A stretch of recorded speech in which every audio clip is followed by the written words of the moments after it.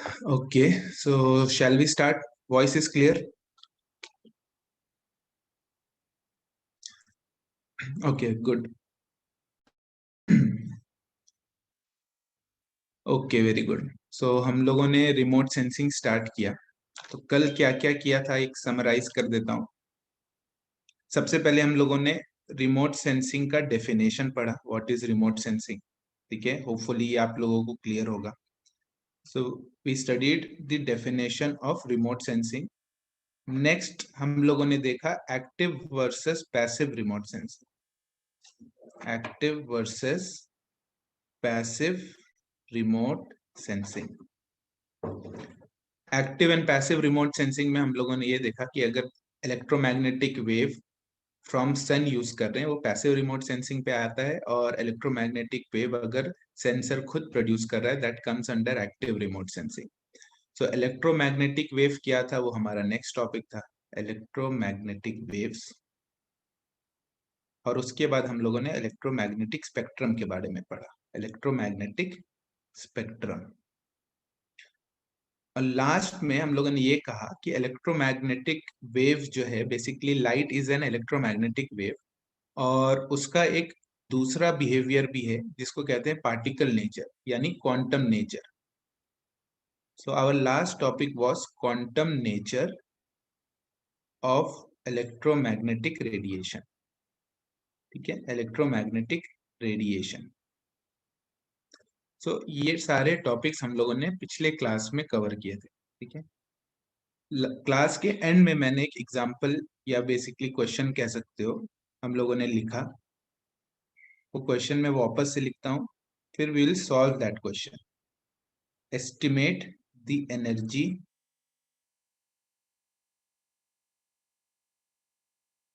Of a single photon. Estimate the energy of a single photon at 0.5 micrometre. ये question है, ये आपके लिए सवाल है. इस तरह का स्टेटमेंट दिया हुआ है तो फोटोन जो है वो 0.5 माइक्रोमीटर पे है. इसका मतलब ये उसका वेवलेंथ गिवन है, आपको यूनिट से पहचानना होगा. किसी ने आंसर लिखा है दीप्ति ने 3.69 इंटू 10⁻⁻25 है एक का. दूसरा है 39.7 इंटू 10⁻⁻20. लेट्स सी क्या आता है. ये दोनों जूल में दिया हुआ है.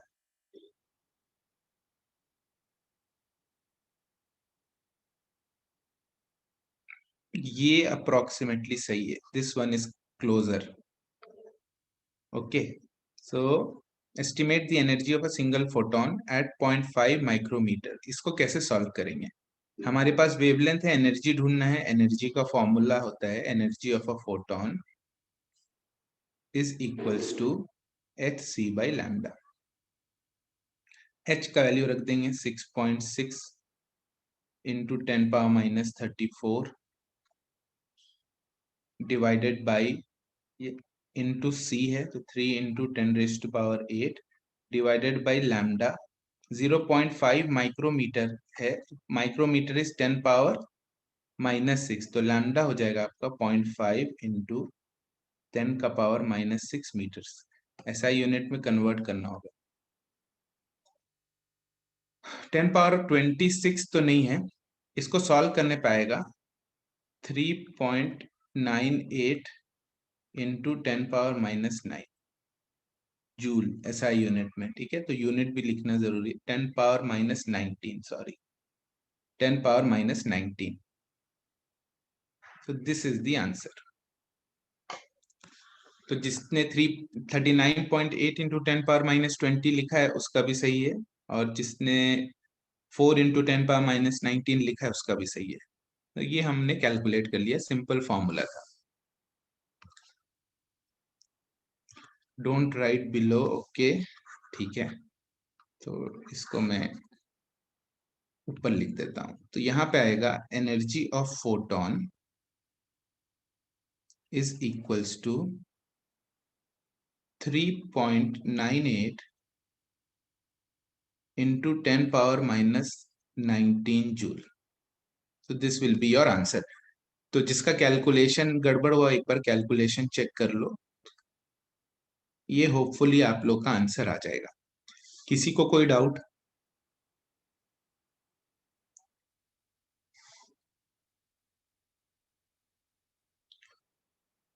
क्लियर है? Okay,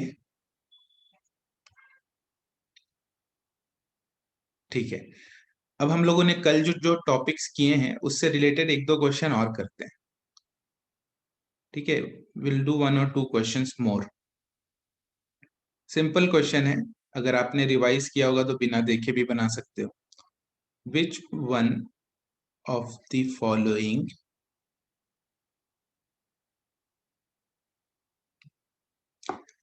electromagnetic radiation, short form में EMR लिख रहे हैं, used in remote sensing, used in remote sensing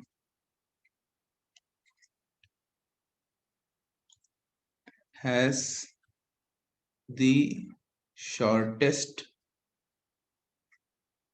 wavelength। ठीक है, जो ऑप्शंस है आपके पास उसमें से सबसे छोटा वेवलेंथ कौन सा है? ऑप्शंस दिए हुए हैं आपको। पहला है ग्रीन,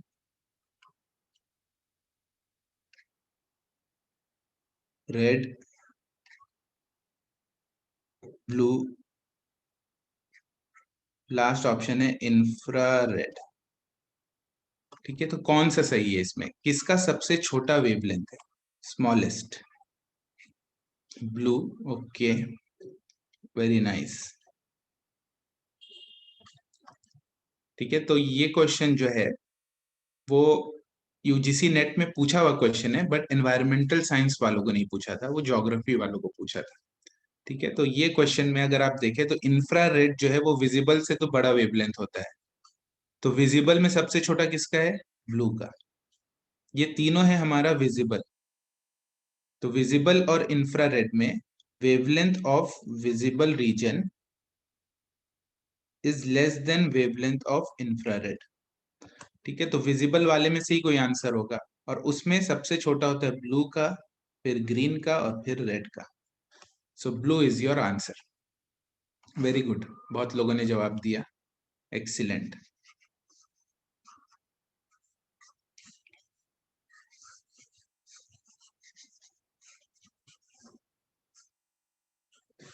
ठीक है, आगे चलते हैं।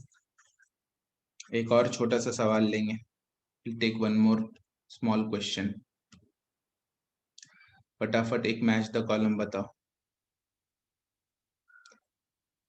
मैं सिर्फ एक टेबल बता देता हूँ, ऑप्शन आप लोग को नहीं लिखूंगा। दो कॉलम है, लिस्ट 1 एंड लिस्ट 2, उसमें से मैच करके आपको सही आंसर देना है। ठीक है, मैच लिस्ट 1 एंड लिस्ट 2। फटाफट से टेबल बना लेते हैं।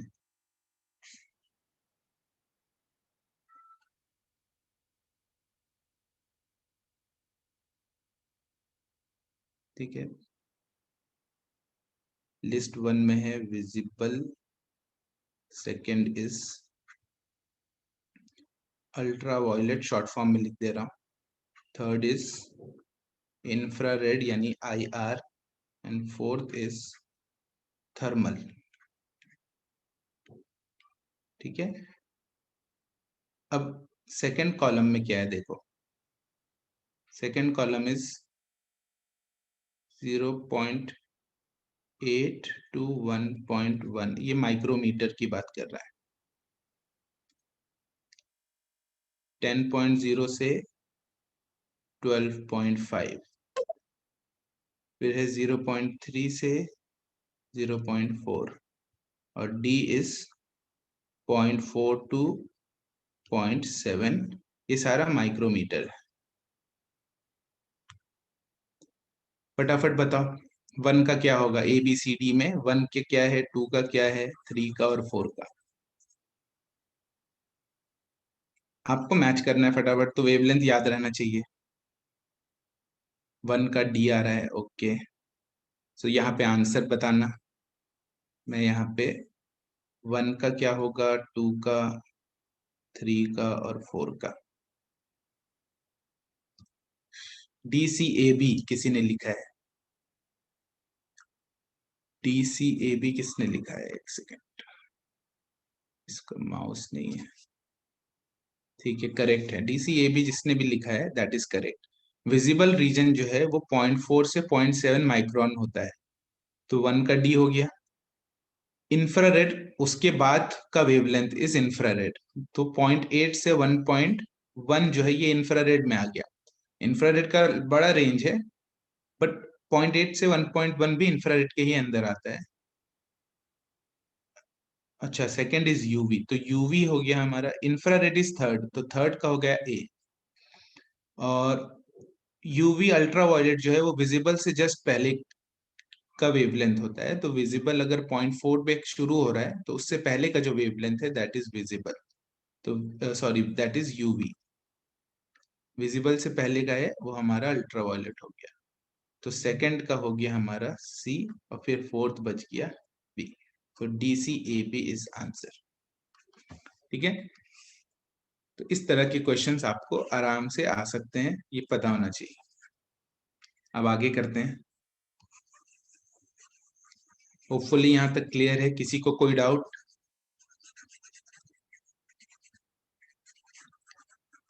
Anyone having any doubt?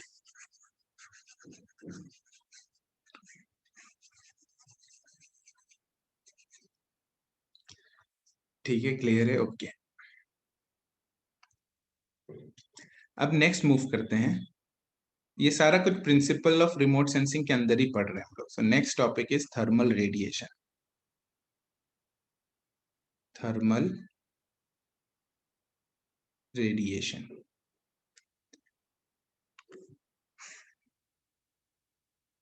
ये भी इंपॉर्टेंट है, इससे भी क्वेश्चंस आते हैं।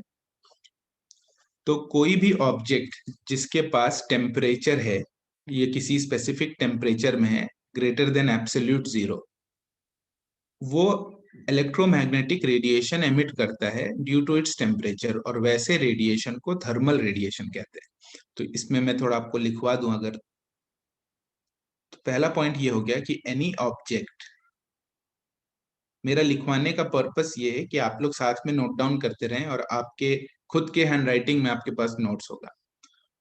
So any object above absolute zero, absolute zero मतलब 0 केल्विन, इससे बड़ा कोई टेम्परेचर अगर है, वो ऑब्जेक्ट इलेक्ट्रोमैग्नेटिक रेडिएशन एमिट करेगा, एमिट्स इलेक्ट्रोमैग्नेटिक रेडिएशन।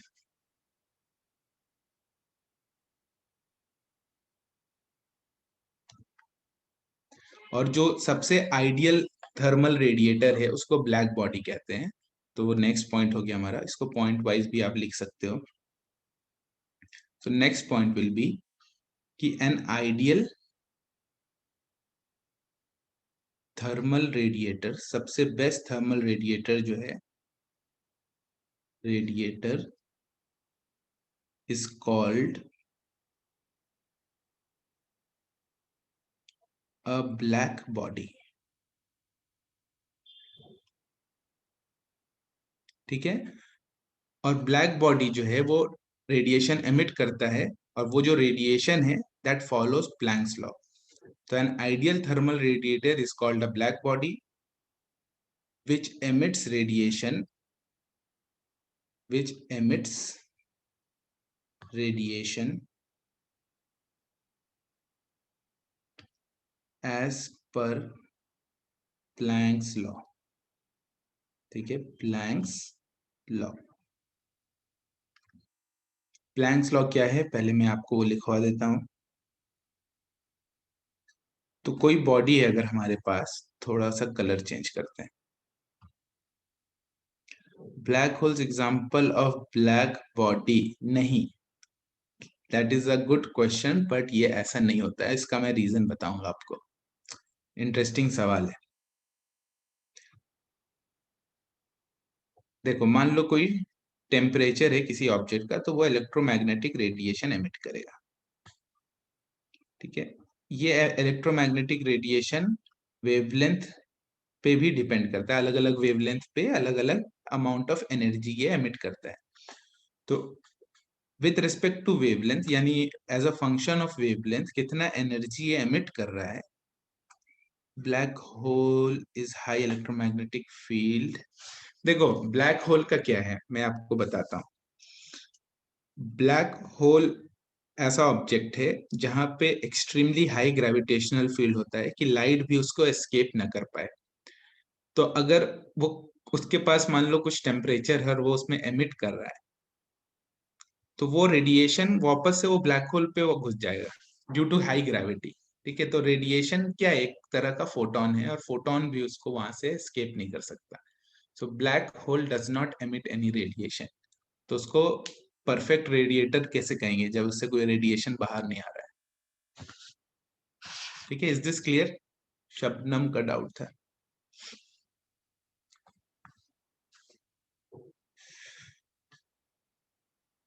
तो हमारे पास कोई बॉडी है किसी टेम्परेचर टी में, तो वो कुछ अमाउंट ऑफ रेडिएशन एमिट करेगा और वो radiation as a function of wavelength होता है। टेम्परेचर का भी फंक्शन होगा, वेवलेंथ का भी फंक्शन होगा। उसका फॉर्मूला आपको लिखवा देता हूँ, 2h c² अपॉन लैम्डा का पावर 5 एक्सपोनेंशियल hc/λ/kT -1। ठीक है, एक्सपोनेंशियल के अंदर hc/λ/kT है -1। अब यहाँ पे h हो गया हमारा Planck's constant. Planck's constant k है हमारा Boltzmann constant. Boltzmann constant c आपको पता है स्पीड ऑफ लाइट, t हो गया एब्सोल्यूट टेम्परेचर, लैम्डा हो गया वेवलेंथ। और ये जो b है ये इसको कहते हैं रेडियंस जो एमिट हो रहा है। सो b लैम्डा इज रेडियंस। मैं लेफ्ट में लिखता हूँ, उसको रब कर देता हूँ। अब ये फॉर्मूला अगर आपको नहीं भी याद है तो आपके नेट के एग्जाम में काम चल जाएगा, बट आपके इंटरव्यू में काम नहीं चलेगा। अगर आप पीएचडी के लिए जाते हैं कहीं इंटरव्यू देने के लिए, तो दिस क्वेश्चन वो आपसे पूछा जा सकता है। रिटर्न में भी क्वेश्चन आते हैं, ये फॉर्मूला याद होना चाहिए आपको, और ब्लैक बोर्ड में लिखवा भी सकते हैं आपसे। सो बेटर है कि इसको आप याद कर लो। सी हो गया हमारा स्पीड ऑफ लाइट,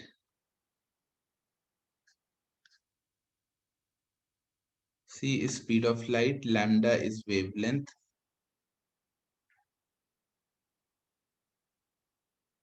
और T is absolute temperature. Absolute temperature का यानी केल्विन में। और बी जो है इसको कहते हैं रेडियंस, और इसका यूनिट होता है एनर्जी पर यूनिट टाइम यानी वॉट, पर यूनिट एरिया, पर unit solid angle, solid angle का यूनिट होता है स्टेरेडियन, पर यूनिट वेवलेंथ। तो जब आप रेडियंस आगे यूज करेंगे तो ये यूनिट उसका ध्यान रखना है आपको, watt per metre square per steradian per micrometre. ठीक है, यानी energy per unit time, per unit time, per unit solid angle, per wavelength. ठीक है, तो ये आपका रेडियंस हो गया। Is this clear? इसका ग्राफ कैसा दिखता है वो भी करेंगे। ठीक है, इसका graph with respect to wavelength कैसा होता है, वी विल डू दैट। यहां तक कोई डाउट?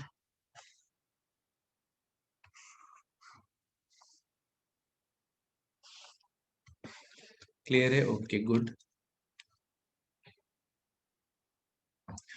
ठीक है, अब ये जो लॉ है ये परफेक्ट ब्लैक बॉडी के लिए वैलिड है। तो ब्लैक बॉडी होता क्या है, एक छोटा सा उसका पॉइंट लिख लेते हैं कि ब्लैक बॉडी, कोई पूछ लिया कि व्हाट इज ब्लैक बॉडी या उसका प्रॉपर्टी क्या है, तो वो मैं फटाफट लिखवा देता हूँ आपको। यस, सॉलिड एंगल का unit is steradian, S R को कहते हैं स्टेरेडियन। ठीक है, ये 11th में आप लोगों ने पढ़ा है। Black body is an, sir ये प्लैंक्स लॉ है, हाँ बिल्कुल, दिस इज प्लैंक्स लॉ, यहाँ लिखा है ना मैंने, प्लैंक्स लॉ। ठीक है, सही है, क्लियर। चलो आगे करते हैं। So black body is an ideal surface such that, पहला पॉइंट,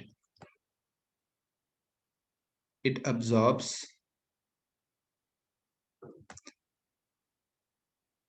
all incident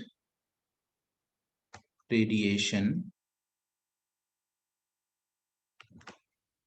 ठीक है, रिगार्डलेस ऑफ वेवलेंथ, यानी किसी भी वेवलेंथ का किसी भी डायरेक्शन से उस पर अगर रेडिएशन आ रहा है तो वो उसको ऑब्जॉर्ब कर लेगा, रिगार्डलेस ऑफ वेव। वो अपने आप से लिख लेना कि वेवलेंथ कोई भी हो और डायरेक्शन कहीं से भी आ रहा हो, इट ऑल इंसिडेंट रेडिएशन, या लिखवा ही देता हूँ, रिगार्डलेस ऑफ द वेवलेंथ या फिर डायरेक्शन। ठीक है, पहला पॉइंट तो ये हो गया ब्लैक बॉडी का। सेकंड पॉइंट इसमें लिखवा देता हूँ, राइट साइड रब कर रहा हूँ। अभी ये थ्योरी थोड़ा बोरिंग लग सकता है, बट इन थ्योरी के अंदर से ही क्वेश्चंस आते हैं, छोटे छोटे क्वेश्चंस आ सकते हैं, वो क्वेश्चंस भी हम करेंगे साथ में, जो आए हुए हैं ऑलरेडी नेट में, और कैसे यहाँ से रिलेटेड है वो आपको थोड़ा क्लियर हो जाएगा। ठीक है, सेकंड पॉइंट है कि एट अ गिवन टेम्परेचर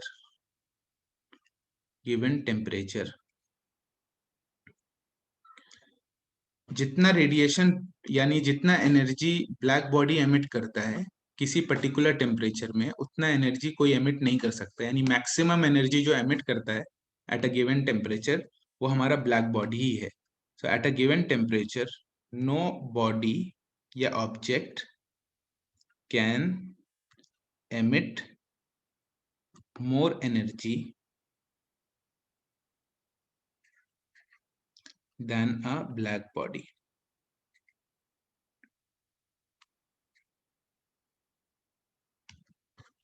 ठीक है, और ब्लैक बॉडी हर डायरेक्शन में इक्वली एमिट करता है, तो ये पॉइंट बस ध्यान रखना।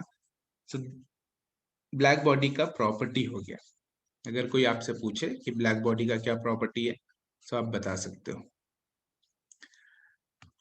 अब अगर यहाँ पे हमारे पास जो प्लैंक्स लॉ था, v लैम्डा dt, ठीक है, यानी टोटल रेडियंस, ये हमारे पास है पर यूनिट वेवलेंथ पर यूनिट सॉलिड एंगल। इससे अगर हमें टोटल एनर्जी कैलकुलेट करना है या total for example intensity calculate करना है, तो इसको इंटीग्रेट कर देते हैं। तो टोटल इंटेंसिटी जो होता है, यानी total energy per unit area जो एमिट कर रहा है, इसको वेवलेंथ और सॉलिड एंगल के टर्म्स में इंटीग्रेट कर देंगे। तो ये इंटीग्रेशन आपको करना नहीं है, फाइनल जो फॉर्मूला है वो आप लोगों ने ऑलरेडी देखा हुआ होगा, वो आता है सिग्मा टी का पावर 4। इस लॉ को क्या कहते हैं, कोई बता सकता है? तो टोटल एनर्जी, यानी इसका यूनिट है energy per unit time per unit area, जिसको इंटेंसिटी भी कहते हैं। Yes, this law is called Stephen Boltzmann law.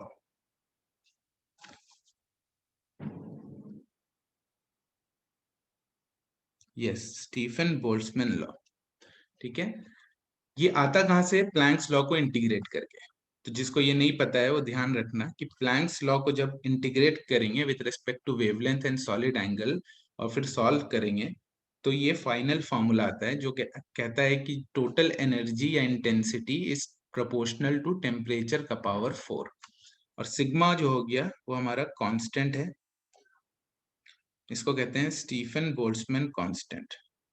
Stefan Boltzmann constant. ठीक है, इसका वैल्यू भी लिखवा देता हूँ, यहाँ तक नोट कर लो फटाफट। Hope this is clear. ये सब बहुत इंपॉर्टेंट टॉपिक है, एकदम कॉन्सेप्ट क्लियर होना चाहिए कि total energy per unit time per unit area यानी इंटेंसिटी वो सिग्मा टी का पावर 4 होता है।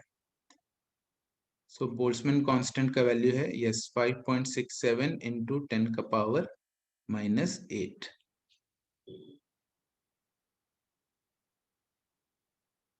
ठीक है, ये उसका यूनिट भी लिख लो, watt per metre square per kelvin power 4। ठीक है, होप दिस इज क्लियर। किसी को कोई डाउट? ये नोट्स आप बनाते जाएं, फिर विल डू सम क्वेश्चंस तो उससे आइडिया लगेगा। चलो ठीक है, अब इसका ग्राफ पे आते हैं। ये ग्राफ दिखता कैसा है? प्लैंक्स लॉ का ग्राफ बनाते हैं, यानी रेडियंस वर्सेस वेवलेंथ। तो किसी पर्टिकुलर टेम्परेचर में इसका ग्राफ थोड़ा मैं बनाता हूँ, 1 second, will use some different colour.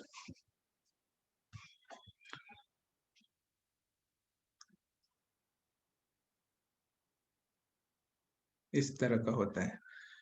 तो मान लो कि ये हमारा ग्राफ जो है थोड़ा सा बेल शेप्ड का है, डिफरेंट टेम्परेचर में डिफरेंट बनेगा, तो किसी और टेम्परेचर में अगर बनाए तो थोड़ा इस तरह का बनेगा। मान लो ये हमारा टेम्परेचर T1 है और ये हमारा टेम्परेचर T2 है। जहां पे इंटेंसिटी या फिर रेडिएशन मैक्सिमम है उस वेवलेंथ को कहते हैं लैम्डा मैक्स, यानी वेवलेंथ जहां पे मैक्सिमम एनर्जी एमिट हो रहा है।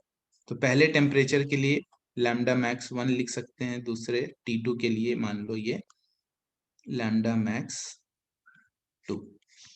तो हो क्या रहा है कि यहाँ पे T1 और T2 को अगर आप कंपेयर करें तो T2 is greater than T1, यानी अगर टेम्परेचर बढ़ा रहे हैं तो ओवरऑल एनर्जी बढ़ रहा है, क्योंकि ये ग्राफ ऊपर की तरफ शिफ्ट हुआ।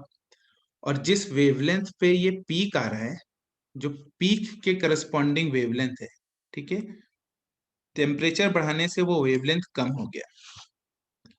तो ये 2 पॉइंट याद याद रखना है आपको कि अगर टेम्परेचर आप बढ़ा रहे हैं तो ओवरऑल एनर्जी बढ़ता है और आपका वेवलेंथ जो है वो घटता है। तो यहाँ पर ये पॉइंट याद रखना है कि on increasing the temperature, on increasing the temperature, ये आपका प्लैंक्स लॉ का ग्राफ हमने बनाया, ठीक है, प्लैंक्स लॉ। ये हमारा रेडियंस हो गया, एनर्जी जो एमिट हो रहा है पर unit time per unit wavelength पर यूनिट सॉलिड एंगल, और एक्स एक्सिस में हमने वेवलेंथ को रखा है। ठीक है, तो टेम्परेचर बढ़ाने से क्या हो रहा है, दो ग्राफ हमने बनाया, एक T1 टेम्परेचर के लिए और एक T2 टेम्परेचर के लिए। टेम्परेचर बढ़ाने से ये ग्राफ ऊपर की तरफ शिफ्ट हुआ है, यानी ओवरऑल एनर्जी बढ़ रहा है। On increasing the temperature, total energy या टोटल रेडियंस, ऐसे लिखो, रेडियंस एमिटेड, या फिर बेस्ट टर्म है intensity of radiation, intensity of radiation increases. ठीक है, और ये जो लॉ है वो हमारा स्टीफन बोल्ट्जमैन लॉ है।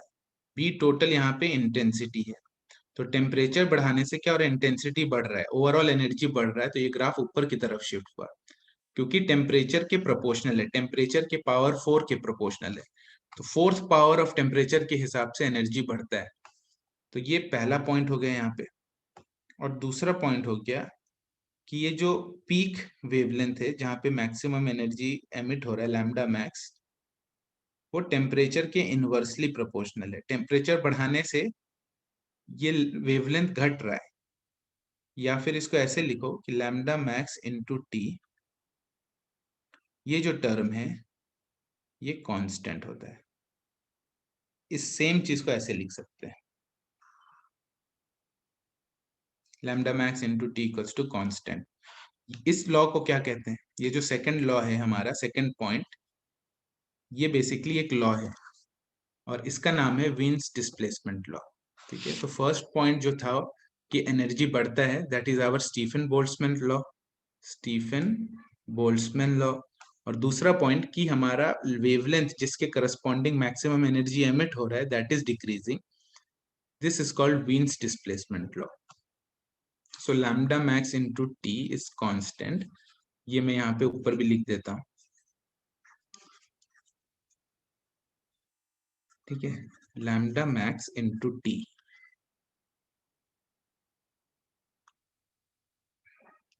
Into temperature, this is constant. या इसको ऐसे लिखो कि lambda max is constant by temperature. तो टेम्परेचर बढ़ाएंगे तो हमारा वेवलेंथ घटेगा, लोअर वेवलेंथ में ज्यादा एनर्जी एमिट हो रहा है। इस लॉ को कहते हैं Wien's displacement law, Wien's displacement law. Is this clear? दोनों लॉ प्लैंक्स लॉ से ही डिराइव होता है। करेक्ट, प्लैंक्स लॉ से ही दोनों लॉ आया। पहला लॉ तो मैंने बता दिया कि उसको इंटीग्रेट कर देंगे। प्लैंक्स लॉ में जो रेडियंस वैल्यू है उसको वेवलेंथ और सॉलिड एंगल के रेस्पेक्ट में इंटीग्रेट कर दें तो वो टोटल एनर्जी देता है, इंटेंसिटी, और वो टेम्परेचर के पावर 4 के प्रोपोर्शनल आता है। उसको स्टीफन बोल्ट्जमैन लॉ कहते हैं। और ग्राफ को अगर आप नोटिस करें तो वो पीक लेफ्ट साइड शिफ्ट कर रहा है। ठीक है, तो टेम्परेचर बढ़ाने से वेवलेंथ जहां पे मैक्सिमम एमिट हो रहा है energy, that wavelength is decreasing. So this basically यहाँ पे इनवर्स प्रोपोर्शनल रिलेशन है और इसको वीन्स डिस्प्लेसमेंट लॉ कहते हैं। तो ये दोनों लॉ जो है वो प्लैंक्स लॉ का ही पार्ट है। It comes from the plank law, और प्लैंक लॉ हमारा सबसे इंपॉर्टेंट लॉ है जहां से ये दोनों डिराइव होता है। Is this clear?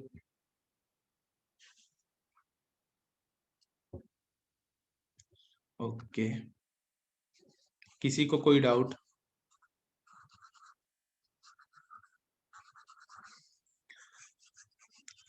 डाउट नहीं है, ओके, वेरी गुड। अब इसको थोड़ा सा कांस्टेंट जो है उसको वैल्यू भी लिख देते हैं तो हमारे पास फाइनल एक लॉ आ जाएगा, lambda max is equal to 2897 divided by temperature. Temperature को डिग्री केल्विन में रखना है। ठीक है, तो ये जो लॉ है ये हमारा वीन्स डिस्प्लेसमेंट लॉ है। ठीक है, वीन्स डिस्प्लेसमेंट लॉ। तो अगर आपको ऑब्जेक्ट का टेम्परेचर गिवन है तो आपको पता चल जाएगा कि वो ऑब्जेक्ट किस वेवलेंथ में मैक्सिमम एनर्जी एमिट कर रहा है। तो फॉर एग्जांपल, अगर इसका एग्जांपल लें, मान लो अर्थ लेते हैं। अर्थ का अब एवरेज टेम्परेचर 300 केल्विन कहते हैं। तो फॉर अ सोर्स ऑफ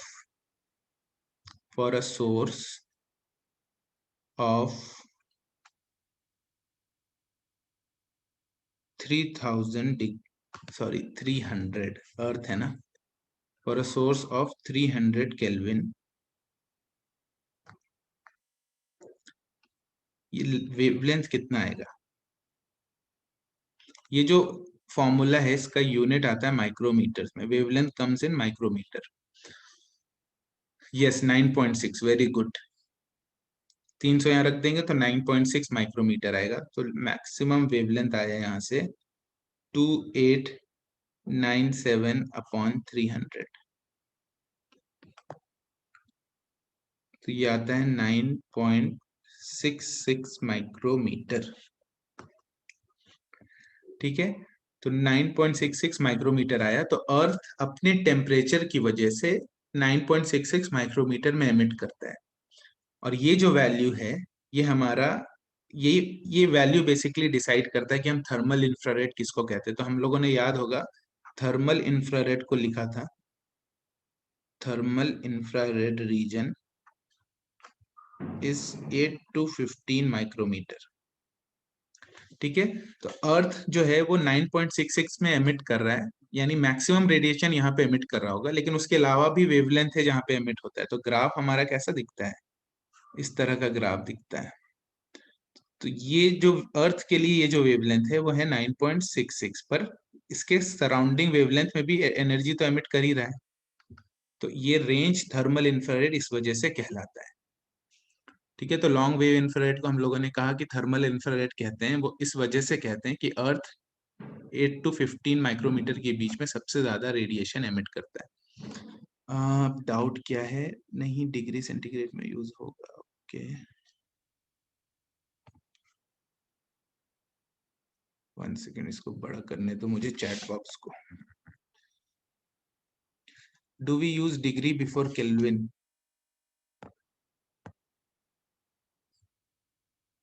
नहीं नहीं, डिग्री जनरली यूज नहीं करते हैं। कई टेक्स्ट बुक में यूज करते भी हैं, तो वो डिपेंड करता है। ठीक है, किसी किसी टेक्स्ट बुक में आप देखेंगे डिग्री केल्विन लिखा हुआ है, सिर्फ केल्विन लिखने से भी चलता है। ठीक है, तो इसको सिर्फ केल्विन भी लिखो तो भी चलेगा। ओके, ठीक है, तो थर्मल इंफ्रारेड क्यों कहलाता है लॉन्ग वेव इंफ्रारेड, उसका ये रीजन है। Is this clear? Wien's law और परफेक्ट अब्जॉर्बर। वीन्स लॉ जो है वो अब्जॉर्प्शन की बात नहीं कर रहा है। वीन्स लॉ बात कर रहा है कि आपका टेम्परेचर के हिसाब से टेम्परेचर बढ़ेगा तो वो वेवलेंथ जहाँ पे मैक्सिमम रेडिएशन एमिट हो रहा है वो घटेगा। वो आता है प्लैंक्स लॉ से, और प्लैंक्स लॉ अज्यूम ये करता है कि परफेक्ट ब्लैक बॉडी होना चाहिए।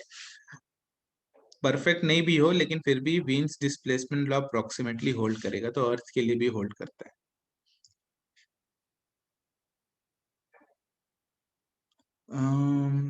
दीपिका का क्वेश्चन क्या है? From this can we find the distance? किसके बीच का डिस्टेंस फाइंड करना है?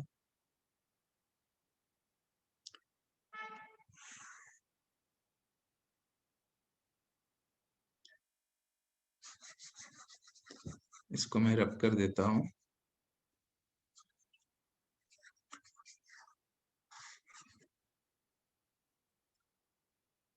डिस्टेंस, हाँ, अर्थ सन के बीच का डिस्टेंस के लिए कई बार थोड़ा सा यूज तो करते हैं स्टीफन बोल्ट्जमैन लॉ। वो मैं करवा दूंगा क्वेश्चन। वैसे तो वो तुम्हारे नेट के लिए नहीं है, बट वो में हम लोग कर सकते हैं, वी कैन डू दैट। ठीक है, वो नेक्स्ट क्लास में मैं वैसा क्वेश्चन लेके आता हूँ आपके लिए। डिस्टेंस का यूज होगा वहां पे, डिस्टेंस कैलकुलेट नहीं करेंगे, विल यूज द डिस्टेंस।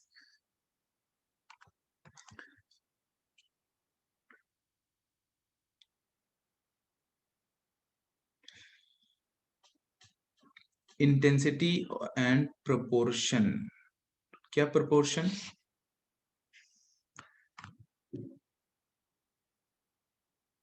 ये जो बी टोटल है इसको इंटेंसिटी कहते हैं, सिग्मा टी का पावर 4। ठीक है, इसका यूनिट है watt per metre square. Energy per unit time per unit area. Kirchhoff law आएगा, विल राइट किरचॉफ लॉ, वो इसमें आता है। ओके, किरचॉफ लॉ भी लिखेंगे, सो डोंट वरी।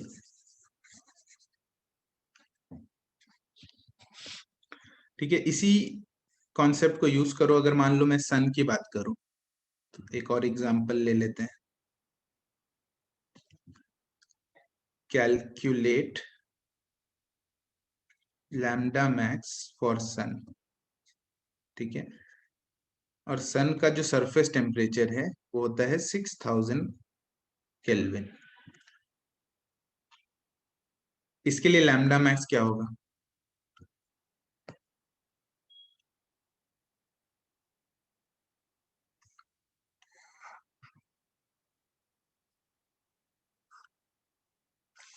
बताओ, what will be the value of lambda max? 0.4 आ रहा है, 2897 बाई 6000, तो 0.48 के अप्रोक्सीमेट आएगा माइक्रोमीटर, यानी 0.5।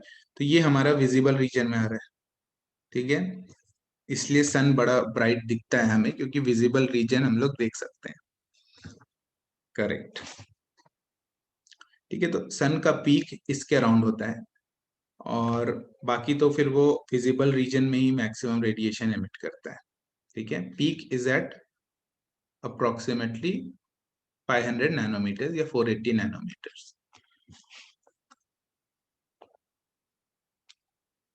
ठीक है, अब नेक्स्ट टॉपिक आते हैं जिसने किरचॉफ लॉ पूछा था, वो एमिसिविटी की बात कर रहे हैं बेसिकली।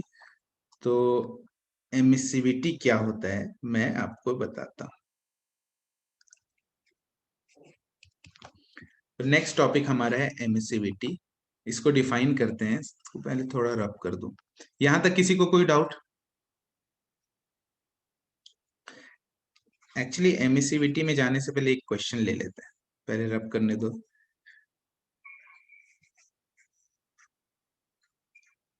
क्लियर है? किसी को कोई डाउट है? यहां तक समझ आ गया?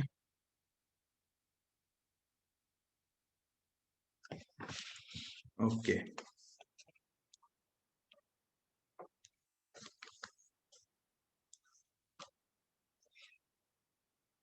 तो अभी जो कॉन्सेप्ट हम लोगों ने किया उस पे एक क्वेश्चन आप लोग के नेट में आ चुका है, so will write that question. ठीक है, consider the following statement. Consider the following statements. दो स्टेटमेंट दिया हुआ है, आपको बताना कौन सा सही है कौन सा गलत है, या दोनों सही है या दोनों गलत है। Statement 1,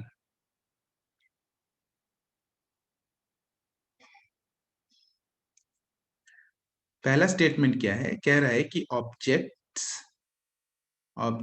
eight higher temperature, objects at higher temperature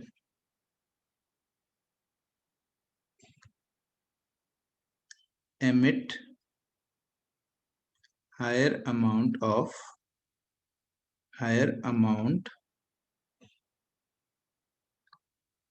of electromagnetic radiation,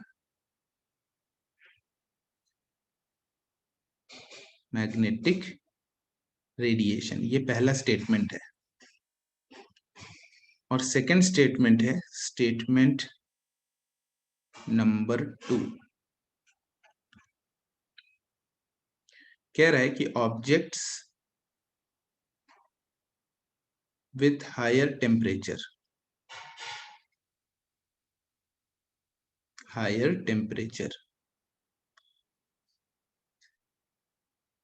reaches their maximum emissive intensity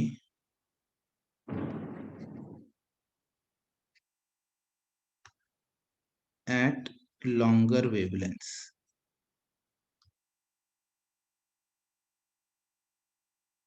ठीक है, दो स्टेटमेंट गिवन है आपको, ऑप्शन है कि कौन सा स्टेटमेंट सही है। ऑप्शन लिखा हुआ है 1 एंड 2 बोथ, दोनों सही है, या फिर सेकंड ऑप्शन सिर्फ 1 सही है, थर्ड ऑप्शन सिर्फ सेकंड सही है, and fourth option neither 1 and 2।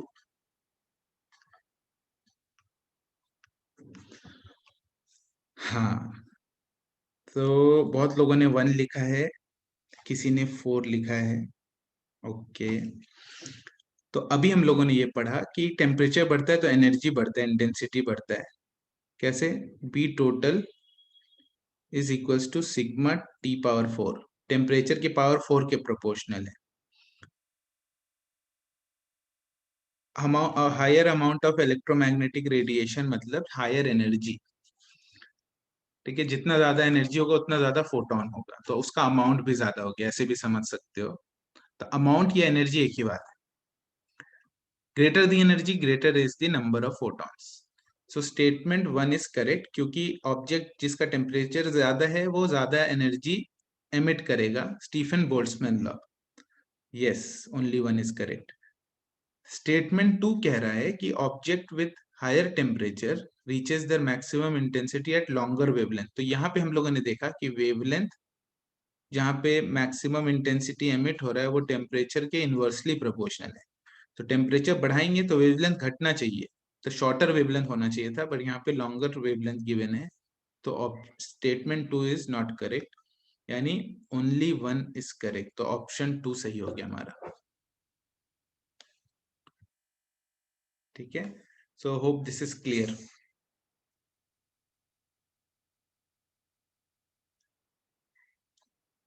Okay good.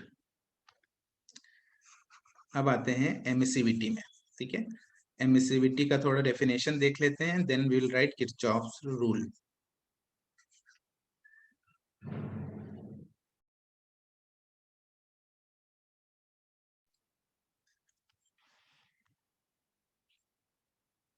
तो कोई इन जनरल किसी ऑब्जेक्ट की बात करें, अगर ये टॉपिक हो गया हमारा emissivity,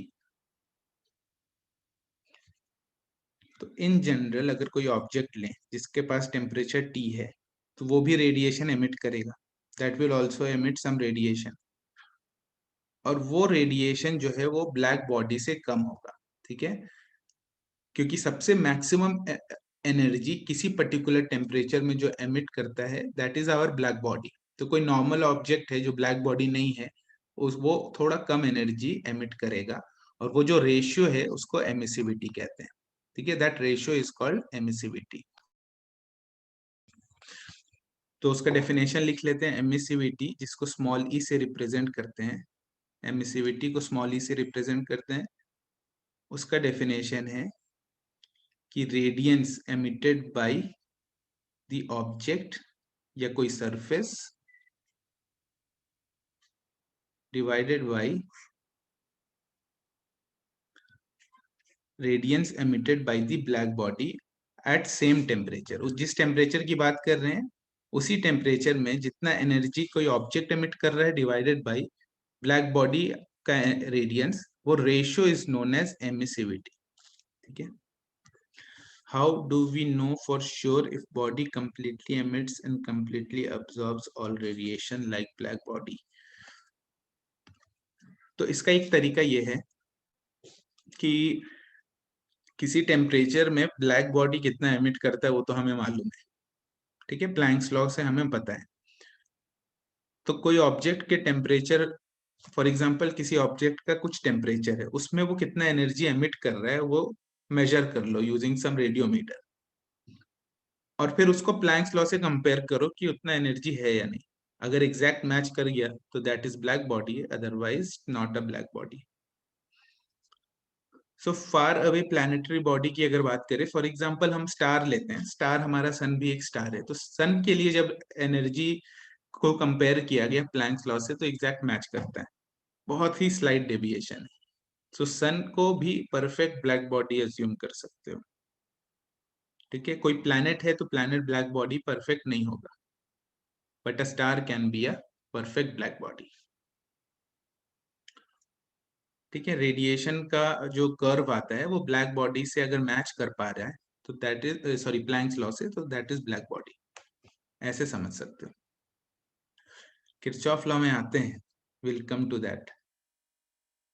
yes, A equals to E होता है, करेक्ट, वो मैं लिखवाता हूं अभी। सो ये रेशियो को एमिसिविटी कहते हैं, इसका डेफिनेशन क्या है, ratio of radiance, ratio of radiance emitted by the surface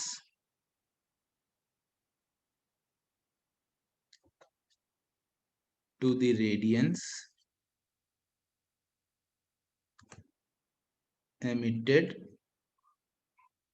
by black body। ठीक है, उस रेशियो को कहेंगे एमिसिविटी। टेम्परेचर सेम है, तो when kept at same temperature। ठीक है, और हमारा रेडियंस वेवलेंथ वगैरह पे डिपेंड कर रहा है, तो एमिसिविटी भी वेवलेंथ पे डिपेंड करता है।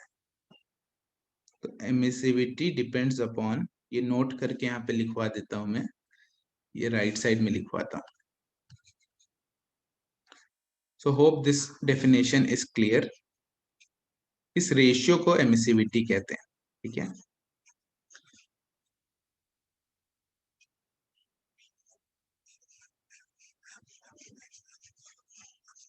So this ratio is known as emissivity.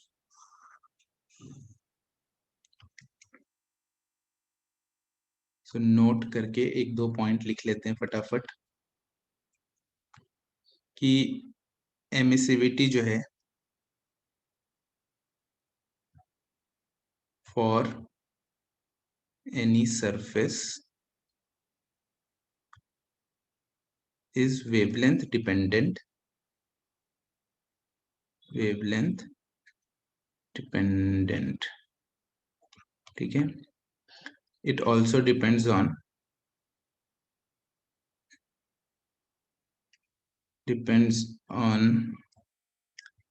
The direction.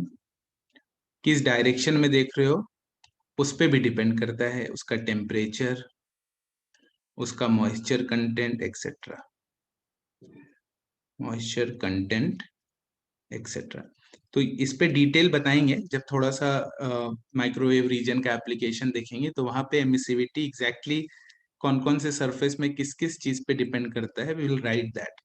तो अभी इन जनरल आपको ये पॉइंट याद रखना है कि ये कांस्टेंट टर्म नहीं है, वेवलेंथ के हिसाब से भी चेंज हो सकता है, अलग अलग डायरेक्शन में अलग अलग होगा। Emissive intensity, emissive intensity is वो इंटेंसिटी जो एमिट हो रहा है, ठीक है। बेसिकली रेडियंस के लिए भी यूज करते हैं ये term, that term is used for radiance. जो रेडियंस लिख रहे हैं ना, emissive intensity is used for that, ठीक है। ओके, ब्लैक बॉडी की बात करें तो एमिसिविटी 1 होगा, ठीक है, सारे वेवलेंथ के लिए, for all wavelength, for all wavelength, कोई भी वेवलेंथ हो एमिसिविटी 1 होगा। And the last point is, फिर फटाफट किरचॉफ रूल लगा के लिखकर कंक्लूड कर देंगे सेशन को। So third point is, black body के बाद एक नया टाइप का ऑब्जेक्ट भी सुनने को मिलता है, that is called grey body, ठीक है। एग्जैक्टली ब्लैक नहीं है तो उसका एमिसिविटी 1 से तो कम होगा, बट वेवलेंथ में, हर एक वेवलेंथ में ये वैल्यू सेम होता है, तो इसको ग्रे बॉडी कहा गया, ठीक है। बट कांस्टेंट यानी एमिसिविटी जो है वो कांस्टेंट है through out the wavelength, through out the wavelength, ठीक है। तो ऐसे ऑब्जेक्ट को ग्रे ऑब्जेक्ट कहते हैं। प्योरली ब्लैक नहीं है but emissivity is constant with respect to wavelength.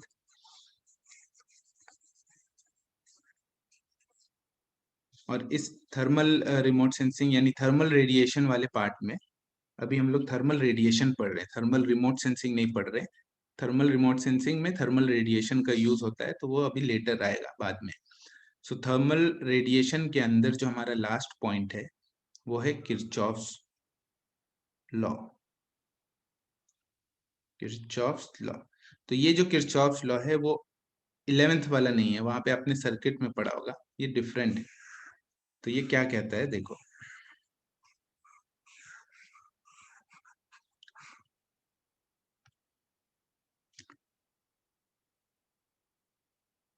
it states that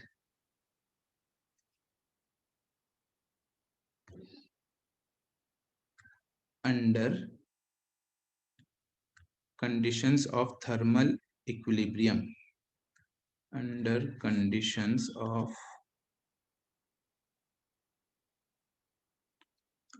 thermal equilibrium,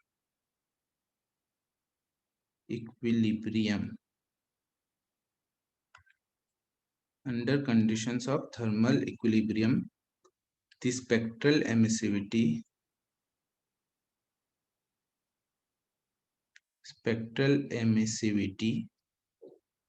देखो एमिसिविटी वेवलेंथ पे डिपेंड करता है, इसलिए इसको स्पेक्ट्रल एमिसिविटी भी कहते हैं, depends upon the wavelength. spectral emissivity of a material is equal to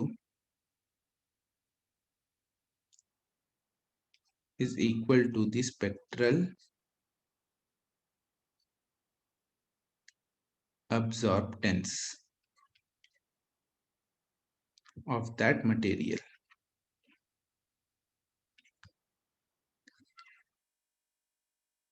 यानी जितना वो एमिट कर रहा है उतना अब्सॉर्ब कर रहा होगा, ठीक है। सो E बराबर A। थर्मल इक्विलिब्रियम, इसको मैंने शॉर्ट में लिख दिया, लिख देता हूं, थर्मल इक्विलिब्रियम। तो किरचॉफ रूल क्या कहता है कि under conditions of thermal equilibrium जो एमिसिविटी ऑफ अ मटेरियल है वो उसके स्पेक्ट्रल अब्सॉर्प्टेंस पे डिपेंड करेगा। So E should be equal to A। और जहां तक मुझे ध्यान है, इस किरचॉफ रूल या किरचॉफ लॉ पे एक क्वेश्चन भी आ चुका है लास्ट टाइम, तो वो मैं नेक्स्ट क्लास में आपको डिस्कस करूंगा। अभी हमारा टाइम कंप्लीट हो गया। यहां तक किसी को कोई डाउट? सो थर्मल रेडिएशन यानी थर्मल इलेक्ट्रोमैग्नेटिक रेडिएशन, होपफुली ये टॉपिक आपका क्लियर है, ठीक है। Okay, so next topic will be atmospheric interaction. तो वहां पे पढ़ेंगे कि जो लाइट है वो एटमॉस्फेयर से इंटरैक्ट करता है तो वहां स्कैटरिंग होगा। स्कैटरिंग भी डिफरेंट टाइप का है, रेले, मी स्कैटरिंग, नॉन सेलेक्टिव स्कैटरिंग, और फिर अब्जॉर्प्शन होता है, और अब्जॉर्प्शन की वजह से एटमॉस्फेरिक विंडो का कॉन्सेप्ट आया। तो वो सारा हमारा नेक्स्ट क्लास में होगा, उससे भी कई बार क्वेश्चंस आ चुका है। So hope this is clear. Next class में मिलते हैं।